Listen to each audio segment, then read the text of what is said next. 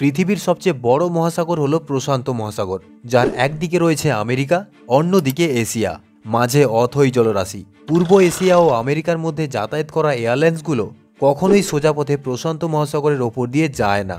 বেশি দূরত্ব অতিক্রম করতে হলেও বিমান সর্বদা বিকল্প পথ বেছে নেয়। কেন জানেন? চলুন আজ আপনাদের জানাবো, যতই প্রয়োজন থাকুক না কেন প্রশান্ত মহাসাগরের ওপর দিয়ে কেন বিমান ওড়ে না। তার প্রথম কারণ হলো, সোজা পথে প্রশান্ত মহাসাগরের ওপর দিয়ে পুরোটা পথ যেতে এয়ারলাইন্সগুলোর অনেক বেশি খরচা হয়। এই দুর্গম পথ অতিক্রম করতে প্রচুর জ্বালানির প্রয়োজন, যা বিমান সংস্থার খরচ বাড়িয়ে দেয়। তার চেয়ে বরং ঘুরপথে স্থলভাগের ওপর দিয়ে গেলে বিমানে কম জ্বালানি লাগে। এবং দ্বিতীয় কারণ হলো, বিমান প্রশান্ত মহাসাগরের ওপর দিয়ে টানা 12 থেকে 14 ঘন্টা কখনোই ওড়ে না।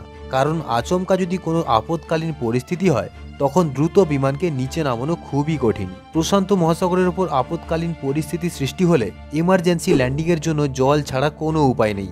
বিমান চালক সবসময় চেষ্টা করেন ক্রস ল্যান্ডিং সবসময়ের জন্য স্থলে করতে এবং সর্বোপরি অন্য কোনো বিমানবন্দরের কাছাকাছি ল্যান্ড করতে, যাতে দ্রুত সাহায্য মেলে। বিমান সবসময় চেষ্টা করে জলের ওপর দিয়ে যতটা সম্ভব কম ওড়ার, কারণ জলের ওপর ঝড়ের সম্ভাবনা অনেক বেশি।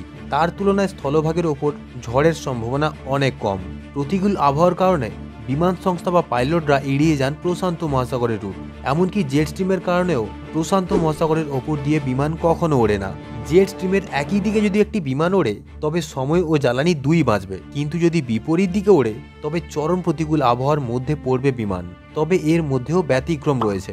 এশিয়া বা অস্ট্রেলিয়া থেকে আমেরিকা যায় বা আসে যে বিমানগুলো, সেগুলো প্রশান্ত মহাসাগরের ওপর দিয়ে যাত্রা করে। এই ফ্লাইটগুলোকে বলা হয় ট্রান্স প্যাসিফিক ফ্লাইট। এর একটি উদাহরণ হলো বোয়িং 747। আজকের প্রতিবেদন এই অবধি। নতুন কিছু ভিডিও নিয়ে আবারও দেখা হচ্ছে পরবর্তী ভিডিওতে। ততক্ষণ ভালো থাকুন, সুস্থ থাকুন। এরকম আরও নতুন নতুন তথ্য পেতে চ্যানেলটিকে সাবস্ক্রাইব করে সঙ্গে থাকুন।